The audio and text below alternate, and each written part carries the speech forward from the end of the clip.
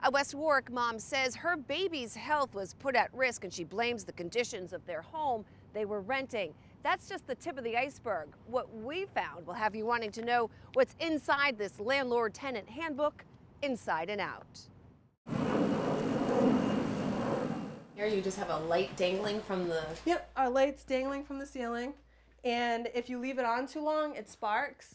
Jessica Bailey gives us a tour of her rented home in West Warwick. This fan in here snapped. He refused to do anything about it.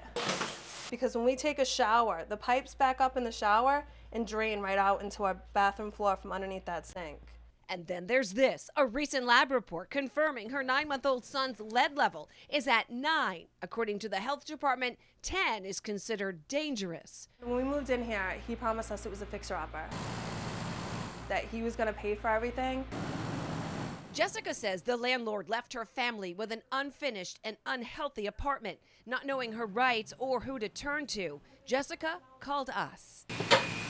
Open wiring right there. There's some issues with plumbing here as well. We contacted the town's building, electrical, and plumbing inspectors. They came out in force. In less than 30 minutes in the home, it was clear what needed to be done. The tenants will have to move. Are you condemning this property? We are going to condemn the property. For every one of these kinds of properties, there's probably a few more just like this. Dozens. Thousands of properties. In Nancy Ponte's case, she heads up the Housing Law and Foreclosure Prevention Program for Rhode Island Legal Services. When conditions get this bad, she has one cardinal rule for renters.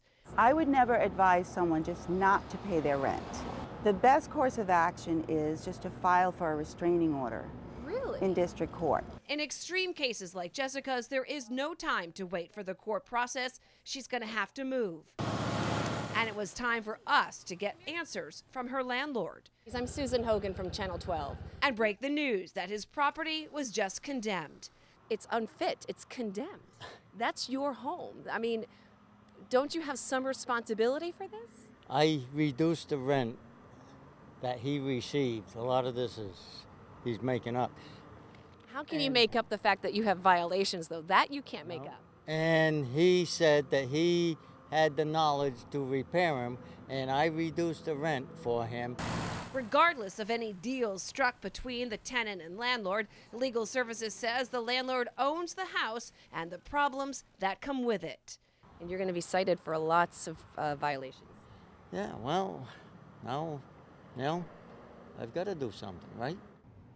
Bottom line, if you're a tenant, make sure you get everything in writing from the moment you sign a lease to any complaints to the moment you move out. You do have rights, but so does your landlord. So being informed is your best defense. I'm Susan Hogan, Eyewitness News.